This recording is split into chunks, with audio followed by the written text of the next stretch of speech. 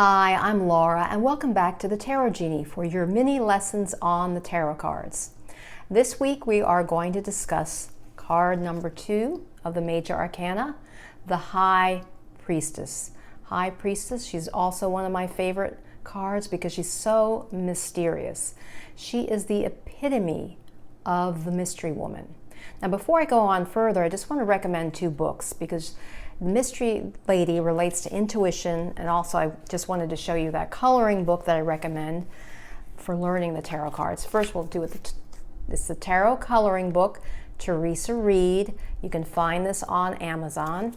I've only colored in full the first card, the Fool card. However, this book is an excellent little mini distillation of the meanings of the tarot cards, and as someone pointed out, one of the viewers, that when you color in, kind of get more in tune with the meanings of the cards.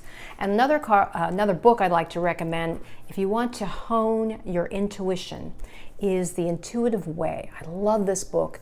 It's full of creative ideas, lots of powerful exercises. It's by Penney, Peirce. Now, you can find this also on Amazon or other booksellers, and you can look up Penney Peirce's videos on YouTube. She is a true expert among many. My other favorite expert is Sonia Choquette. But check out that book if you want to hone your intuitive skills. So let's get back to the High Priestess. I love this card because she is the epitome of the mystery woman. It's also the number 2, so the 2 suggests duality, which we see here is reflected in the columns, black and kind of gray or white columns that are bookending her. And what is also powerful about this image is that if you look closely at her facial expression, she has rather the Mona Lisa smile. She has an inscrutable face, inscrutable expression, rather the poker face, so you can't really discern what she is thinking. So when this card, the High Priestess, comes up in a reading, depending on the question, of course, it suggests a situation in which there may be hidden information, or a person who is mysterious, who's withholding information, but also a person or situation in which there's a lot of intuitive energy at play. The High Priestess is associated with secrets, wisdom. The Torah, it's T-O-R-A, that's on this scroll, suggests it's a spiritual scroll, like a sacred scripture. So she has access to this wisdom. What jumps out at me about the High Priestess is she has that large pearl on top of her crown, suggesting the pearl of wisdom. Also important here, we see this blue, her flowing robe. It mirrors the water behind her. And she's also got this curtain, a veil, that separates the front of the image from the back. So we sense, or we can see, that it's almost like the material realm from that which is hidden, maybe the spiritual realm. And she is indeed a spiritual figure, as denoted by her name, the High Priestess. Some other things to look for or to look at, well, she has that cross and white and blue robe, suggesting purity and that connection with spirituality, the cross. Also, we've got pomegranates and palm leaves, which reflect fertility, male and female fertility. Palms, the male fertility, females. The pomegranates, the female fertility. Then we've also had this crescent moon at her feet, and that crescent moon reflects or represents a waxing and waning waxing and waning of situations. So we've got the ebb and flow of energy that pops up. And let me see what else we can represent here. Well, overall, I would say that this image of the High Priestess represents, again, someone who has hold of a lot of secrets, a lot of wisdom, and who's not necessarily coming forthright. She's not going to, reveal herself right off the bat, if at all. but you definitely feel her energy and her presence in a situation. Let me just check my other notes here so that I don't forget anything, even though I know this card well. One thing that the water also represents, in addition to intuition, or not to intuition, to feelings, that flow of feeling. So we get the sense that she's got a lot of feeling there, but she's not revealing it. So that just amplifies the whole sense of mystery.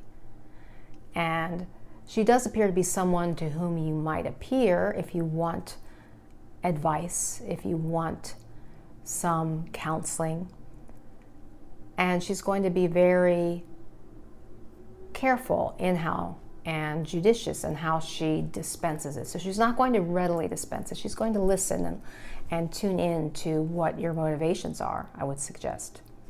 Now, if this card in a reading comes up reversed, it would suggest that either the person or the situation is where there's information, but it's being blocked. You know, maybe there's a lot of wisdom, there's a lot of secrets, but they are being blocked from coming out. Or there's an active ability, or not ability, action really, person being proactive. I'm stumbling over my words here, sorry. I'm just trying to think how to best couch it. Someone who's actively trying to hold back information, not let the secrets get out. It means being very proactive in preventing information from coming out. And it also may suggest someone who you could not trust if they're, maybe they don't hold on to the secrets that are necessary. They may blab, they may divulge highly valuable information. So it may be suggesting someone that could not be trusted. In conclusion, I would say that when you come across the High Priestess in a reading, it suggests an energy or a person who is highly intuitive, highly gifted, highly spiritual, who is careful and guarded. That's the other word I was looking for, guarded, and in dispensing information just right off the bat, but who has access to just a deep font of information, of wisdom that comes from the heart, but they're not revealing it. She's got that inscrutable expression on her face, the Mona Lisa smile. So it'll keep you guessing as to what is maybe actually happening, or at least not dispensing the information you seek right off the bat. Now the book, I recommended the two books, The Intuitive Way.